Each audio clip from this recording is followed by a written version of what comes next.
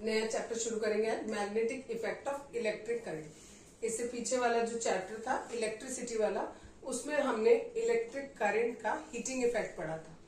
तो electric current के दो इफेक्ट होते हैं, एक मैग्नेटिक इफेक्ट होता है, एक हीटिंग इफेक्ट होता है। हीटिंग इफेक्ट हमने पढ़ा था कि अगर आप किसी भी तार में करंट पास करते हैं तो वो थोड़ी देर बाद गर्म हो जाता है, दैट इज हीटिंग इफेक्ट।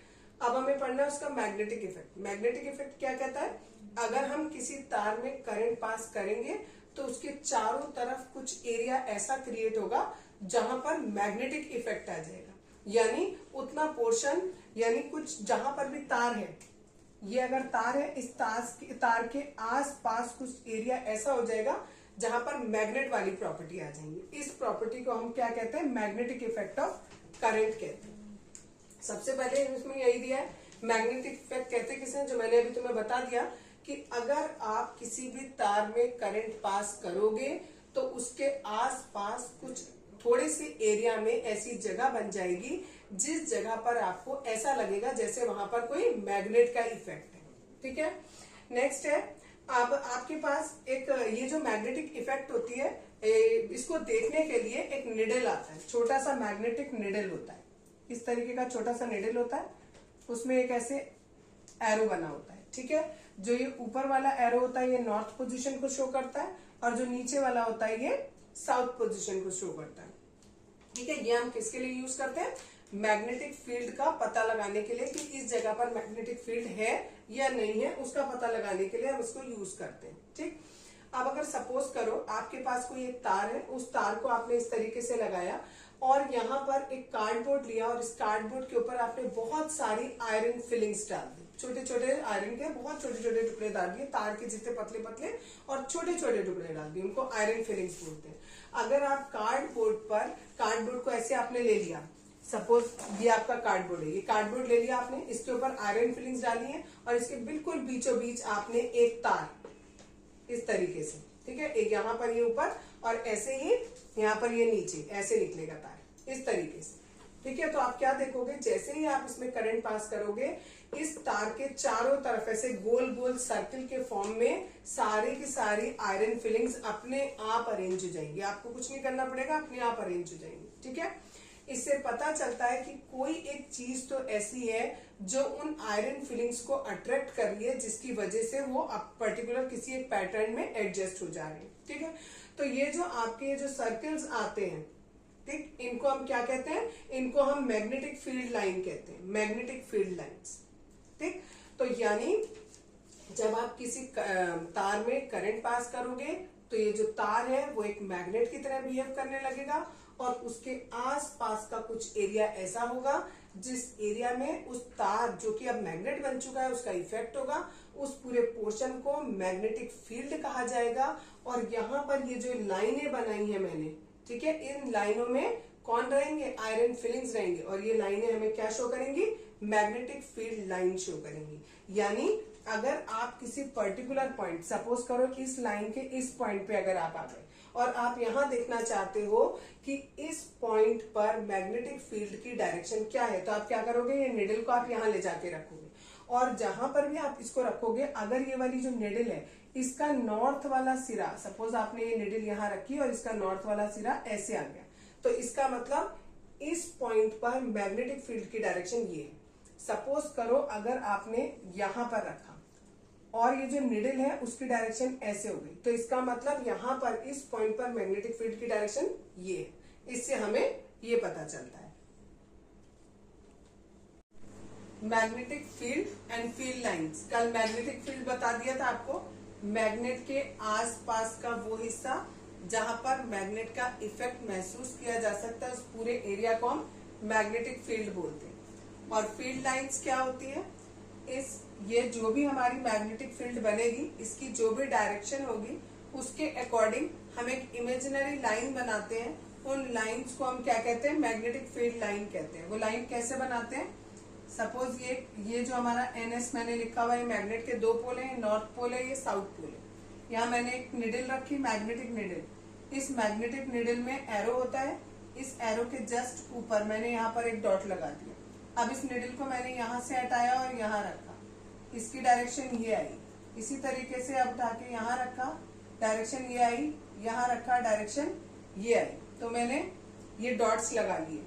अब ये निडल क्योंकि मैंने यहाँ से बार बार उठा के रखी थी तो इस निडल को मैंने यहाँ से हटा दिया। निडल को हटाऊंगी तो मुझे केवल ये 4 डॉट मिलेंगे। अगर मैं इन चारों डॉट को जोड़ दूंगी तो ये मेरी मैग्नेटिक फील्ड लाइन होगी। इन मैग्नेटिक फील्ड लाइन की कुछ प्रॉपर्टीज होती हैं। पहली प्रॉपर्टी क्या है, field line emerges from north pole. Emerges का मतलब होता है बाहर निकलना। ये नॉर्थ से बाहर निकलती हैं इस तरीके से और साउथ पोल पे अंदर घुस जाती है। यहां से निकलेंगी और इधर से साउथ पोल पे अंदर घुस जाएंगी। ये कहाँ की बात हो रही है, आउटसाइड द मैग्नेट, मैग्नेट के बाहर की बात हो रही है। मैग्नेट के अंदर क्या होता है, साउथ से नॉर्थ पोल की तरफ चलती है, साउथ से नॉर्थ पोल की तरफ चलेगी। ठीक है, पहली प्रॉपर्टी ये हो गई। दूसरी प्रॉपर्टी, ये जो मैग्नेटिक फील्ड लाइन होती है ये पूरा क्लोज कर्व बना रही है। देखो बाहर जा रही है नॉर्थ से साउथ और फिर साउथ से नॉर्थ, इस तरीके से पूरा क्लोज कर्व बना रही है। तीसरी बात, the density of magnetic field line indicates the strength of magnetic field. जहां पर जितनी ज्यादा ये मैग्नेटिक लाइंस डेंस होंगी, डेंस मतलब खूब घनी घनी होंगी। आपको दिखाई दे रहा है, देखो यहाँ मैग्नेटिक फील्ड लाइंस बहुत पास पास है और यहाँ मैग्नेटिक फील्ड लाइन के बीच में कितना सारा गैप है। तो कह रहे हैं जहां पर ये डेंस होंगी वहां पर मैग्नेटिक फील्ड की स्ट्रेंथ बहुत ज्यादा होगी, यानी पोल्स पर मैग्नेटिक फील्ड की स्ट्रेंथ बहुत ज्यादा होगी और मिडिल वाले पोर्शन पे बहुत कम होगी। नेक्स्ट है, magnetic field lines are closer near the pole. ये पोल के पास बिल्कुल पास पास होती हैं और बीच वाले हिस्से में थोड़ा दूर दूर होती है। नेक्स्ट प्रॉपर्टी है, the direction of magnetic field at any point is given by the tangent to the field line at that point. ये बहुत इंपॉर्टेंट है, इसको ध्यान से समझना। कह रहे हैं अगर हमें डायरेक्शन पता लगानी है मैग्नेटिक फील्ड की, मैंने आपको बोला ये मैग्नेट रखा है तो इसके चारों तरफ एक फील्ड होगी। अगर हमें सपोज करो इस पॉइंट पर मैग्नेटिक फील्ड की डायरेक्शन पता लगानी है तो हम कैसे लगाएंगे, जो भी हमने ये मैग्नेटिक फील्ड लाइन बनाई है इन पर एक टेंजेंट ड्रॉ करेंगे। टेंजेंट आप लोगों ने पढ़ा होगा, ठीक है, सर्कल में। मैं फिर से बता देती हूँ, यहाँ अगर ये सर्कल है हमारा तो टेंजेंट हम किसे कहते हैं, एक ऐसी लाइन जो सर्कल को केवल एक पॉइंट पे, बिल्कुल एक पॉइंट पर टच करे और जिसका रेडियस और इस टेंजेंट इन दोनों के बीच का एंगल कितना हो, 90 डिग्री होना चाहिए, उसे हम टेंजेंट कहते हैं। ठीक है, तो अब मैंने क्या किया, इस पॉइंट पर मैंने क्या किया, एक टेंजेंट ड्रॉ करी। तो इस टेंजेंट की जो डायरेक्शन होगी वो ही डायरेक्शन होगी मैग्नेटिक फील्ड की। सपोज इस पॉइंट पे मैं ड्रॉ करूंगी तो इस तरीके से, अगर इस पॉइंट पे ड्रॉ करूंगी तो इस तरीके से, ये हमारी मैग्नेटिक फील्ड की डायरेक्शन बताएगी। नेक्स्ट है, कोई भी दो मैग्नेटिक फील्ड लाइन जो है, देखो ये मैंने बनाया नॉर्थ यस, अगर मैं एक फील्ड लाइन ऐसे बनाऊं और दूसरी फील्ड लाइन ऐसे बनाऊं तो ये कभी भी पॉसिबल नहीं है। दो फील्ड लाइन एक दूसरे को कहीं पर भी इंटरसेक्ट नहीं करेंगी। क्यों नहीं करेंगी, क्योंकि अगर सपोज ये इस पॉइंट पे इंटरसेक्ट करती हैं और मैं पूछूं आपसे कि इस पॉइंट पर मैग्नेटिक फील्ड की कौन सी डायरेक्शन है, तो देखो यहाँ दो डायरेक्शन हो रही है। एक मैंने ये टेंजेंट ड्रॉ करी इस वाली मैग्नेटिक फील्ड लाइन के अक्रॉस और दूसरी मैंने करी इसके अक्रॉस। तो यहाँ पर क्या हो रहा है, एक ही पॉइंट पर दो डायरेक्शन हो रही है जो कि इम्पॉसिबल है। एक समय पर एक पॉइंट पर कितनी डायरेक्शन होती है केवल मैग्नेटिक फील्ड की, एक डायरेक्शन, और यहाँ इस पॉइंट पर क्या हो रहा है, दो डायरेक्शन आ रही है। दैट मीन्स कि ऐसा पॉसिबल नहीं है। तो यानी कभी भी दो मैग्नेटिक फील्ड ऑफ लाइंस एक दूसरे को इंटरसेक्ट नहीं करेंगी। ये वाला बहुत ज्यादा पेपर में पूछा जाता है कि why two magnetic field of lines never intersect each other. तो रीजन यही होगा आपका कि अगर ये एक दूसरे को कट करेंगी तो जिस जगह पर कट करेंगी उस जगह पर मैग्नेटिक फील्ड की दो डायरेक्शन पॉसिबल हो रही है जो कि इम्पॉसिबल है। आज का टॉपिक है magnetic field due to a current carrying conductor. ये जो कंडक्टर्स हैं वो हमारे डिफरेंट डिफरेंट शेप्स के हैं। जो सबसे पहला बताऊंगी वो स्ट्रेट वायर है, दूसरा लूप के रूप में आएगा और तीसरा सोलेनॉइड आएगा। सोलेनॉइड किसे कहते हैं या लूप कैसे बनता है वो हम बाद में पढ़ेंगे। सबसे पहले है कि जो एक करंट कैरिंग कंडक्टर है, अगर ये स्ट्रेट वायर है तो इस वायर में जो करंट पास हो रहा है उस करंट की वजह से कितना मैग्नेटिक फील्ड प्रोड्यूस हो रहा है, और ये जो मैग्नेटिक फील्ड प्रोड्यूस हो रहा है ये किस किस चीज पर डिपेंड करता है। ठीक है, इस यहाँ पर आपको एक फिगर दिया हुआ है, इस फिगर में ये आपका तार दिया हुआ है, स्ट्रेट वायर दिया है, इस स्ट्रेट वायर में करंट पास हो रहा है, इसके करंट पास होने की वजह से इसके चारों तरफ एक मैग्नेटिक फील्ड प्रोड्यूस हो रही है, और ये जो मैग्नेटिक फील्ड प्रोड्यूस हो रही है ये किस किस पर डिपेंड करेगी। अगर हम यहाँ पर करंट की मात्रा ज्यादा कर दें, यानी आई की वैल्यू बढ़ा दें, तो हमारी जो मैग्नेटिक फील्ड है वो भी इंक्रीज कर जाएगी। दूसरी बात, अगर आप यहाँ पर लिखा हुआ है देखो, it indicates that the magnitude of magnetic field produce at a given point increases as the current through the wire increases. मतलब जैसे जैसे आप करंट इंक्रीज करोगे वैसे वैसे मैग्नेटिक फील्ड इंक्रीज हो जाएगी। मैग्नेटिक फील्ड को हम कैपिटल बी से डिनोट करते हैं। ठीक है, दूसरा दिया है magnetic field produce by a given current in the conductor decreases as the distance from it increases. Simple सी बात ये, अगर आप इस जगह पर मैग्नेटिक फील्ड पता करना चाह रहे हो कितनी फील्ड है, और यहाँ पर आपका वायर है, जितना आप इस वायर से दूर जाते जाओगे, अगर कोई पॉइंट यहाँ पर होगा तो यहाँ पर मैग्नेटिक फील्ड का इफेक्ट ज्यादा होगा, जितना आप इस मैग्नेट से दूर जाओगे उतना मैग्नेटिक फील्ड कम होता जाएगा। यानी जैसे जैसे डिस्टेंस बढ़ता जाएगा वैसे वैसे मैग्नेटिक फील्ड कम हो जाएगा, यानी ये इनवर्सली प्रोपोर्शनल होगा। और एक जो सबसे पहले बात लिखी हुई है वो ये है कि अगर आपने देखो ये करंट आपने यहाँ नीचे की डायरेक्शन में जा रहा है, तो हमारे ये जो सर्कल्स बन रहे हैं इनकी डायरेक्शन ऐसे क्लॉकवाइज डायरेक्शन आ रही।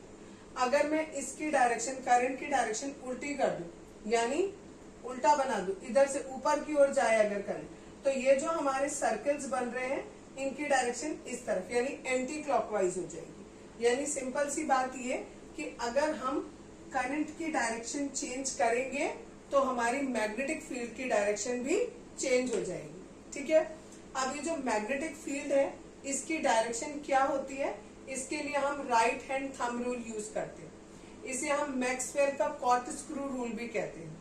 ठीक है, अपना अपना राइट हैंड ऐसे लेंगे और इसमें ये जो हमारा थंब है, जिस डायरेक्शन में हमारा थंब है, हमने माना कि हमारा जो तार है वो इस तरीके से है।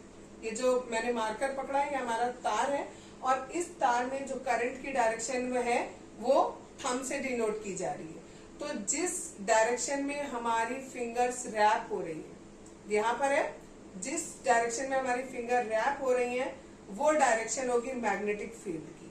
ठीक है, अगर मैं ये करंट ऐसे कर लूं, उल्टा कर लूं, तो देखो ये उल्टा हो गया, इस तरफ हो गया। अगर ऐसे था तो इधर से इधर जा रहा था, और अगर मैंने करंट की डायरेक्शन उल्टी कर दी तो ये इस तरीके से जाएगा। यानी अगर हमें मैग्नेटिक फील्ड की डायरेक्शन पता करनी है सिंपल एक वायर में, ठीक है, तो कैसे करेंगे, जिस डायरेक्शन में करंट फ्लो कर रहा है उसी डायरेक्शन में हम अपना थंब रखेंगे, और मैग्नेटिक फील्ड की डायरेक्शन कौन सी होगी, जिस डायरेक्शन में हमारी फिंगर्स रैप हो रही होंगी वही डायरेक्शन हमारी होगी मैग्नेटिक फील्ड की डायरेक्शन। ठीक है, तो ये बहुत इंपॉर्टेंट है राइट हैंड थंब रूल, इसको याद कर लेना अच्छे से। नेक्स्ट टॉपिक है magnetic field due to a current through a circular loop. पहले बताया था स्ट्रेट वायर में कैसे करंट पास हो रहा है, और जब करंट पास हो रहा है तो उसके द्वारा जितनी भी मैग्नेटिक फील्ड प्रोड्यूस हो रही है उसकी डायरेक्शन क्या होगी। अब है ये जो करंट है, अब हम ये लूप में प्रोड्यूस कर रहे हैं। ठीक है, लूप में हम करंट पास करेंगे, और जब लूप में करंट पास होगा तो मैग्नेटिक फील्ड की डायरेक्शन क्या होगी और कैसे कैसे आएगी वो बता रहे। ठीक है, देखो यहाँ लिखा है, we know that the magnetic field produce by a current carrying straight wire depends inversely on the distance from it. पढ़ा था हमने कि अगर ये कोई वायर है, इस वायर में करंट प्रोड्यूस हो रहा है, जितना आप इससे दूर जाते रहोगे, यानी जितना ये डिस्टेंस इंक्रीज होता रहेगा उतना मैग्नेटिक फील्ड का इफेक्ट कम होता जाएगा। ठीक है, सिमिलरली बिल्कुल वैसे ही at every point on a current carrying circular loop the concentric circles represent the magnetic field. कह रहे अगर आपको किसी भी पॉइंट पर मैग्नेटिक फील्ड को डिनोट करना हो, सपोज इस पॉइंट पे मैग्नेटिक फील्ड डिनोट करनी है आपको, तो वो कैसे, ऐसे सर्कुलर लूप के फॉर्म में आएगी। ठीक है, अगर दूसरे गए इतने डिस्टेंस पर करनी है तो इस तरीके से आएगी। धीरे धीरे करके ये जो मैग्नेटिक फील्ड है जैसे जैसे आप इस पॉइंट से दूर जाते जाओगे ये जो रेज है ये बिल्कुल सीधी सीधी होती जाएंगी, ठीक है। और जितना ये सीधी होती जाएंगी दैट मीन्स कि मैग्नेटिक फील्ड उतना ही क्या होती जा रही है, कम होती जा रही है, ठीक।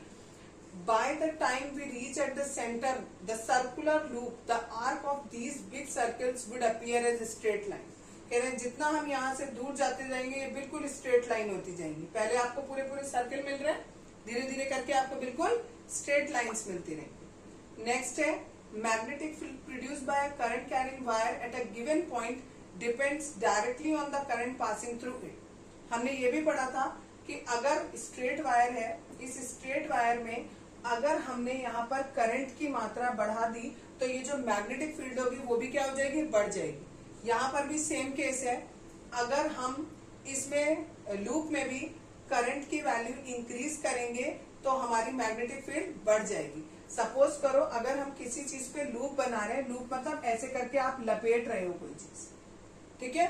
तो अगर आपका ये एक वायर है, इसमें अगर हमारे पास आई करंट है, दूसरे में भी आई, तीसरे में भी आई, सब में आई है, तो सब में मिलाकर टोटल मिलाकर जो करंट होगा वो कितना टाइम्स हो जाएगा, n टाइम्स हो जाएगा।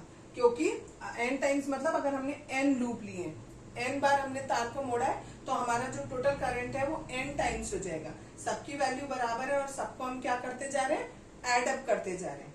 यानी सिंपल सी बात ये, इसमें भी केवल वही रूल लगे हैं जो हमने उसमें पढ़े थे वायर वाले में।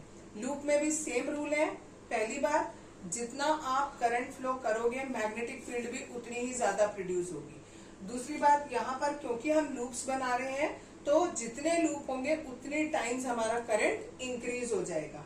और जैसे जैसे हम उससे लूप से दूर जाते रहेंगे वैसे वैसे हमारी मैग्नेटिक फील्ड की स्ट्रेंथ कम होती जाएगी। यहाँ लूप बना हुआ है, इससे दूर जाते रहेंगे मैग्नेटिक फील्ड की स्ट्रेंथ कम होती चली जाएगी, ठीक है। नेक्स्ट टॉपिक है magnetic field due to a current in a solenoid. अब सबसे पहले सोलेनोइड किसे कहते हैं, ठीक है। अगर हम क्या करें, यहाँ पर दिया a coil of many circular turns of insulated copper wire wrapped closely in the shape of a cylinder. अगर हमने क्या किया, तार लिया, कॉपर का तार लिया और उसे ऐसे ऐसे करके लाइक दिस ऐसे ऐसे करके हमने बांध दिया, ठीक है। और क्या बना लिए, सिलेंडर के जैसा बना लिया। तो इसको हम क्या कहते हैं, सोलेनोइड कहते हैं। अब इस सोलेनोइड में हम क्या पास कर रहे हैं, करंट पास कर रहे हैं। ये हमारा सोलेनोइड हो गया, इसमें हमने क्या किया, करंट पास किया। ये बैटरी लगा दी, की लगा दी और इसमें हमने करंट पास किया। जैसे ही हम इसमें करंट पास करेंगे तो ये जो सोलेनोइड है ये एक मैग्नेट की तरह बिहेव करने लगेगा, जैसे एक बार मैग्नेट बिहेव करता था। चैप्टर के शुरू में ही बताया था कि अगर एक बार मैग्नेट होता है, अगर ये नॉर्थ है ये साउथ है, तो इसमें जो मैग्नेटिक लाइन ऑफ फोर्सेस होती है वो नॉर्थ से निकलती है और साउथ में अंदर जाती है। तो यहाँ पर भी देखो ये नॉर्थ से निकलेंगी और साउथ में अंदर जाएंगी, ठीक। जो ये बीच का पोर्शन है, इस बीच पोर्शन में ये जो मैग्नेटिक लाइन ऑफ फोर्सेस है ये लगभग एक दूसरे के पैरेलल होंगी। ये सारी की सारी एक दूसरे की पैरेलल होती हैं। इसका ये मतलब होता है कि इसके किसी भी पॉइंट पर अगर हम मैग्नेटिक फील्ड कैलकुलेट करना चाहें तो वो सबकी सब इक्वल आती है, ठीक है। नेक्स्ट पॉइंट आपको लिखा हुआ है, जिसमें लिखा है वो भी बता देती हूँ। The pattern of magnetic field line around a current carrying solenoid is similar to the magnetic field around a bar magnet. यानी जैसी बार मैग्नेट में मैग्नेटिक फील्ड बनती है बिल्कुल उसी तरीके की मैग्नेटिक फील्ड हमारी सोलेनोइड में भी बनती है। नेक्स्ट है, एक एंड जो सोलेनोइड का है वो नॉर्थ पोल की तरह बिहेव करेगा और दूसरा पोल साउथ की तरह बिहेव करेगा। तीसरा पॉइंट लिखा है कि फील्ड के अंदर ये जो सोलेनोइड है इसके अंदर ये जो मैग्नेटिक फील्ड लाइन है ये सारी की सारी कैसी होंगी, पैरेलल होंगी। ये क्या इंडिकेट करती हैं कि हर पॉइंट पे जो मैग्नेटिक फील्ड है वो कैसी होगी, सेम होगी। नेक्स्ट पॉइंट आपको लिखा हुआ है, a strong magnetic field produced inside a solenoid can be used to magnetize a piece of magnetic material when placed inside the coil। इसको ध्यान से समझना, ये हमारा सोलेनोइड है, इस सोलेनोइड के अंदर जो है मैग्नेटिक फील्ड है और मैग्नेटिक फील्ड जो है हर पॉइंट पे बराबर है और बहुत ज्यादा है। इसके अंदर अगर सपोज मैं एक कोई मैग्नेटिक मटेरियल रख दूं, मैग्नेटिक मटेरियल का मतलब ऐसा मटेरियल जो मैग्नेट की तरफ अट्रैक्ट होता है, यानी मैंने आयरन रख दिया, ठीक। सॉफ्ट आयरन कोर रख दी, मैंने सॉफ्ट आयरन रख दिया। अगर मैंने इसके अंदर ये सॉफ्ट आयरन रख दिया तो कुछ देर में ये जो आयरन है ये मेरा किसकी तरह काम करने लगेगा, मैग्नेट की तरह काम करने लगेगा। ये जो आयरन पीस है ये मेरा मैग्नेटाइज हो जाएगा, मीन्स ये मैग्नेट बन जाएगा, ठीक है। और इस तरीके से जिस आयरन को हमने क्या किया, करंट पास करके हमने उसे क्या बना दिया, मैग्नेट बना दिया। इसको हम कहते हैं इलेक्ट्रोमैग्नेट। ये जो इलेक्ट्रोमैग्नेट होती है ये हमारी जनरली क्रेन्स वगैरह में यूज होती है। ये जो इलेक्ट्रोमैग्नेट होती है बहुत ज्यादा पावरफुल होती है in comparison to natural magnet. जो ये इलेक्ट्रोमैग्नेट होती है इससे बड़ी बड़ी क्रेन्स में आगे के पोर्शन में हम ऐसे करके कोई लोहे की चीज लगा देते हैं, ठीक है। और जब कोई गाड़ी खाई वगैरह में गिर जाती है तो क्या होता है, ये सपोज गाड़ी है और ये हमारी जो ये है सॉफ्ट आयरन का पीस था जिसे हमने क्या बना लिया, मैग्नेट बना लिया, वो बन गया। जैसे ही हम करंट पास करेंगे ये वाला पीस हमारा मैग्नेट बन जाएगा। जो भी कार हमारी खाई में गिरी हुई है इसके ऊपर इसको लगा देंगे तो ये पूरी की पूरी इसके ऊपर क्या हो जाएगी, चिपक जाएगी। तो क्योंकि कार जो है वो हमारी लोहे की होती है तो वो मैग्नेट से चिपक जाएगी और अब हम क्रेन को पीछे की ओर खींचेंगे और कार हमारी जमीन नीचे से खाई से ऊपर आ जाएगी। इस तरीके से इसको हम यूज करते हैं। और भी जो आप देखते हो बड़े बड़े पुल बनते हैं, ठीक है, वो रेलवे लाइंस बिछती है, उन सब में भी हम इस इलेक्ट्रोमैग्नेट का यूज करते हैं। सोलेनोइड तब तक है जब तक इसके अंदर आपने ये नहीं रखा है, ठीक है। अगर आपने खाली ऐसे तार को रैप कर लिया, ठीक, किस फॉर्म में, सिलेंडर के फॉर्म में, then it is solenoid. Solenoid केवल इसको बोलेंगे। इलेक्ट्रोमैग्नेट इसे कब कहेंगे, जब हमने इसके अंदर एक सॉफ्ट आयरन की कोर रखी और इसके अंदर करंट पास कर दिया। जैसे ही हम इसमें करंट पास करेंगे तो ये जो सॉफ्ट आयरन है ये किसकी तरह बिहेव करने लगेगा, मैग्नेट की तरह, और इसे हम क्या कहेंगे, इलेक्ट्रोमैग्नेट कहेंगे। नेक्स्ट टॉपिक है हमारा force on a current carrying conductor in a magnetic field. अब तक जो हम पढ़ रहे थे वो ये पढ़ रहे थे कि अगर आप किसी भी सर्किट में किसी भी कंडक्टर में करंट पास करते हो तो उससे कितनी मैग्नेटिक फील्ड प्रोड्यूस होती है। अब हमें ये पढ़ना है कि अगर आपने किसी मैग्नेटिक फील्ड के अंदर कोई करंट कैरिंग कंडक्टर रखा तो उस पर कितना फोर्स लग रहा है। यानी यहाँ पर हमारी एक चीज और ऐड होगी। अभी तक हम पढ़ रहे थे करंट कैरिंग कंडक्टर था तो उस पर मैग्नेटिक फील्ड कितनी प्रोड्यूस हो रही है। अब हमारा क्या है, करंट कैरिंग कंडक्टर भी है, उसे हमने मैग्नेटिक फील्ड के अंदर भी रखा है और उस पर कितना फोर्स अप्लाई हो रहा है। अब हमें पहली बात ये कि हमें ये कैसे पता चला कि जब हम किसी करंट कैरिंग कंडक्टर को मैग्नेटिक फील्ड के अंदर रखते हैं तो उसके ऊपर एक फोर्स लगता है। उसके लिए पहले ये एक्सपेरिमेंट है। इस एक्सपेरिमेंट में हमें दिया ये एक स्टैंड दिया, ये हमने पूरा का पूरा यहां से लेकर ये पूरा स्टैंड है, यहाँ पर एक करंट कैरिंग कंडक्टर लिया यानी हमने कॉइल ले ली और ये हमने एक एल्यूमिनियम रॉड ले ली, यहाँ पर बैटरी लगा दी। अब हमने इसमें क्या करके देखा, एक बार हमने इसमें करंट पास किया बी से ए की तरफ करंट पास किया तो हमने देखा कि जब हम बी से ए की तरफ करंट पास कर रहे हैं और देखो ये हो गया करंट कैरिंग कंडक्टर और ये हमने एक हॉर्सशू मैग्नेट रखा है तो यानी यहाँ पर मैग्नेटिक फील्ड भी है। तो हमने देखा जब हम बी से ए की तरफ करंट पास कर रहे हैं तो ये जो रॉड है ये थोड़ा सा लेफ्ट की तरफ मुड़ जाती है। अगर हम इसकी डायरेक्शन, करंट की डायरेक्शन चेंज करते हैं, ए से बी की तरफ करते हैं तो ये थोड़ी राइट की तरफ मुड़ जाती है, ठीक। तो यानी अगर हमने करंट की डायरेक्शन बदली तो ये जो रॉड है ये कहीं मुड़ रही है। इसी तरीके से ये हॉर्सशू मैग्नेट है, यहाँ एस लिया, यहाँ एन लिया। अगर यहाँ एस और यहाँ एन लिया और यहाँ पर बी से ए की तरफ करंट फ्लो किया तो हमने देखा कि जो हमारी रॉड है वो लेफ्ट की तरफ मूव कर रही है। लेकिन अगर इसी जगह हम ऊपर एन कर दें, नीचे एस कर दें और करंट अभी भी बी से ए की तरफ रखें तो ये किस तरफ, राइट की तरफ मूव करेगी। दैट मीन्स इस पर कोई ऐसा फोर्स लग रहा है जो क्या कर रहा है, इस रॉड को मूव कर रहा है या तो लेफ्ट की तरफ या राइट की तरफ। और ये जो रॉड मूव हो रही है या जो भी इस पर फोर्स लग रहा है जो इसे मूव कर रहा है वो किस पर डिपेंड करता है, दो चीजों पर डिपेंड कर रहा है।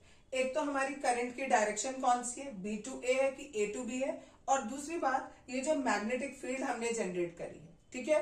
मैग्नेटिक फील्ड एस एन लिखा है या एन एस लिखा है? अच्छा, जो एस एन और एन एस होता है उसमें क्या होता है, एक जगह हम कहते हैं कि मैग्नेटिक फील्ड इनवर्ड है, ठीक, और एक जगह हम कहते हैं मैग्नेटिक फील्ड आउटवर्ड। अब इसका मतलब समझो, सपोज करो ये कोई हमारा एक प्लेन है, इस प्लेन पे अगर हमें कहना है मैग्नेटिक फील्ड इनवर्ड है यानी नीचे की तरफ है, नीचे की तरफ है तो हमने डॉट डॉट दिखा दिए, ऊपर की तरफ है तो हमने क्रॉस क्रॉस दिखा दिए। दो डायरेक्शन हमने बताई है, इनवर्ड की और एक आउटवर्ड की।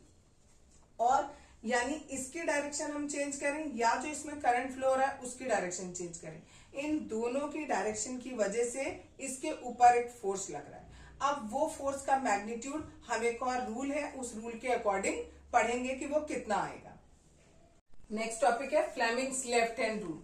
ठीक, इसमें फ्लेमिंग के लेफ्ट हैंड रूल में मैंने बताया था आपको कि इलेक्ट्रिक फोर्स की क्या डायरेक्शन होगी, हम वो डिनोट करेंगे इससे। ठीक, जो हमने राइट हैंड रूल पढ़ा था उसमें हम क्या कर रहे थे, उसमें हम मैग्नेटिक फील्ड की डायरेक्शन बता रहे थे। अब यहाँ पर हमें मैग्नेटिक फील्ड पता है, करंट की डायरेक्शन पता है, अब हम जो उस पर फोर्स लग रहा है उसकी डायरेक्शन को पता लगा रहे हैं। इस तरीके से हम लेफ्ट हैंड को खोलेंगे और ध्यान रखना है ये वाला इन दोनों के बीच में जो एंगल बनेगा वो भी 90 होना चाहिए, इन दोनों के बीच में जो एंगल बनेगा वो भी 90 होना चाहिए। और अगर मैं ऐसे करके देखूं तो ये वाला एंगल में मेरा कितना बनेगा, 90 बनेगा। ठीक है, तो ये तीनों एंगल देखो, ये बिल्कुल ऊपर है और ये बिल्कुल ऐसे, अगर मैं इस फिंगर को इधर ले आऊं तो दैट इज ऑफ 90 डिग्री। ठीक, तो तीनों ही एंगल 90 होंगे।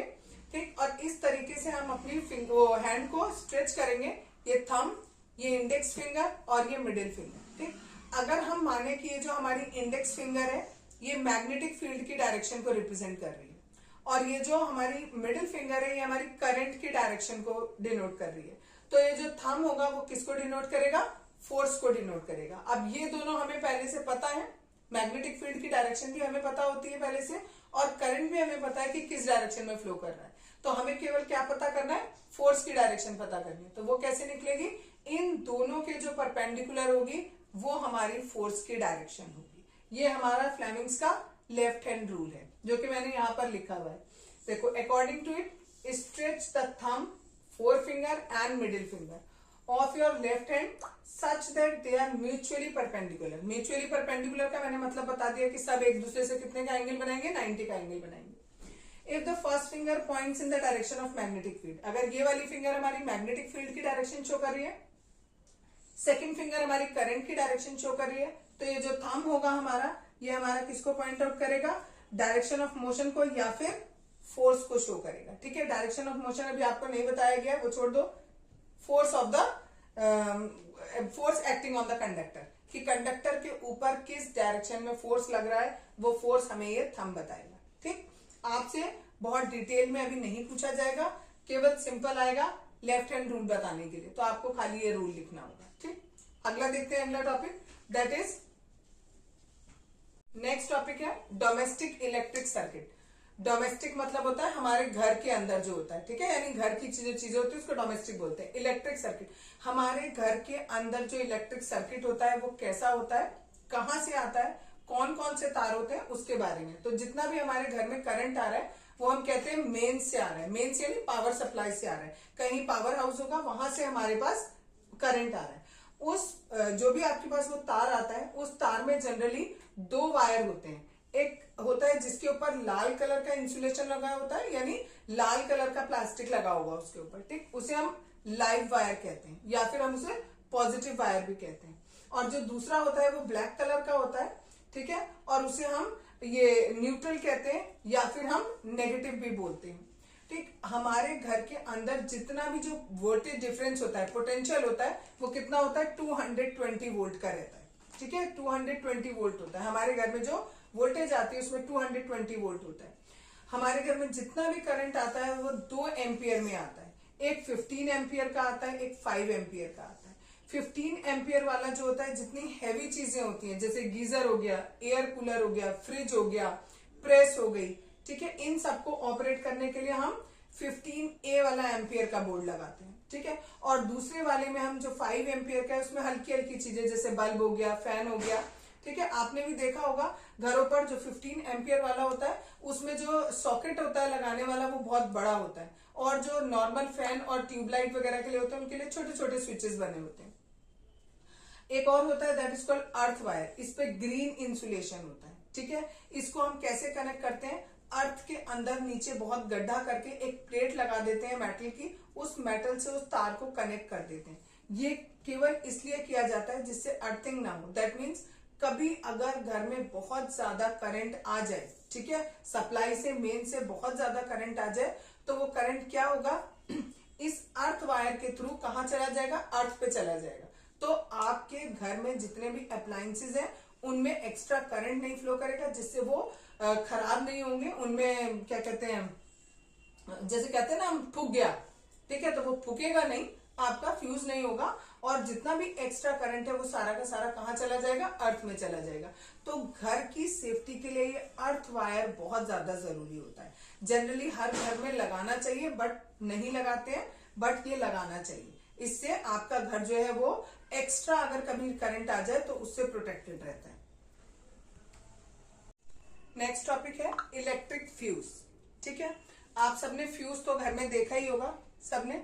अगर आपकी ये पावर हाउस है, इस पावर हाउस से आपके घर पे जो लाइट आती है, ठीक है, इस लाइट में अगर सपोज करो कि आपका जो करंट आ रहा है अगर उसकी पावर बहुत ज्यादा आ गई, तो क्या होगा, आपके घर के जितने भी अप्लायंसेस हैं वो सारे के सारे फूक जाएंगे, जल जाएंगे। ठीक है, तो ऐसा ना हो उसके लिए हमने क्या किया, जैसे ही ये पावर हाउस से तार आएगा जो आपके घर के मेन उसमें सर्किट में कनेक्ट होगा, उसमें वहां पर हमने क्या लगा दिया, फ्यूज लगा दिया।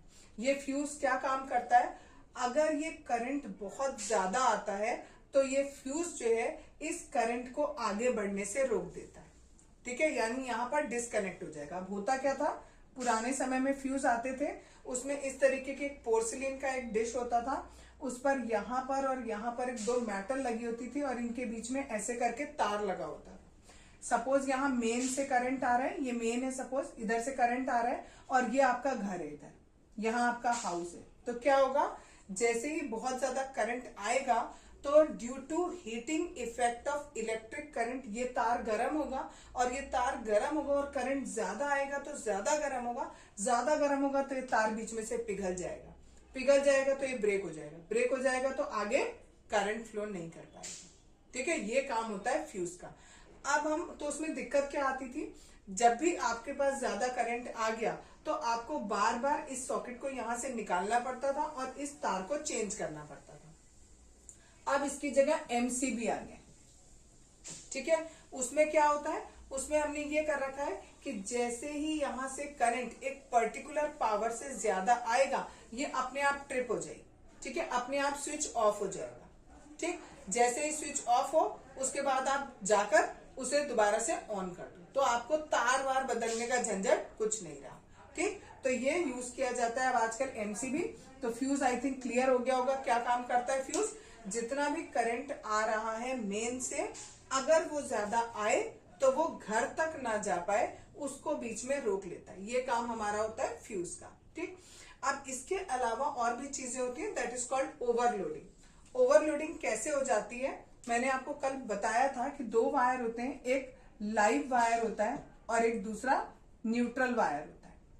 अगर ये दोनों के दोनों वायर, इनके ऊपर एक कोटिंग लगी रहती है, अगर सपोज करो ये प्लास्टिक की कोटिंग हट गई, और क्योंकि ये दोनों तार आपस में ऐसे चिपके हुए होते हैं, ठीक है, इस तरीके से चिपके हुए होते हैं, अगर सपोज करो दोनों की कोटिंग कहीं से हट गई तो दोनों अगर आपस में कांटेक्ट में आ गए तो उससे हमारा क्या होगा, ओवरलोडिंग हो जाएगी। ठीक, ओवरलोडिंग जब होती है तो क्या होता है, बहुत तेजी से करंट एकदम से इंक्रीज हो जाता है, और अगर एकदम से तेजी से इंक्रीज होगा करंट तो क्या होगा, वो जो तार होगा उसमें करंट ज्यादा गया तो वो heating effect of electric current की वजह से वो गर्म हो गए, गर्म होके वो जलने लगेंगे और उसे हम कहते हैं शॉर्ट सर्किटिंग हो गई।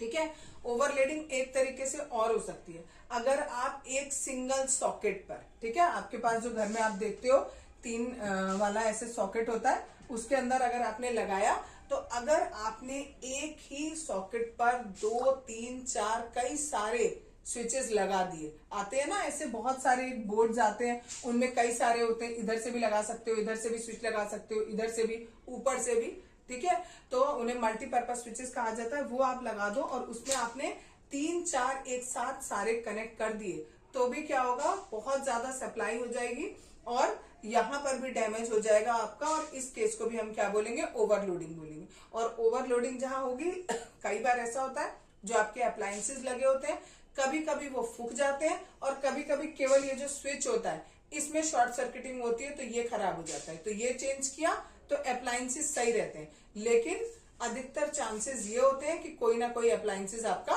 फूक जाता है। ठीक है।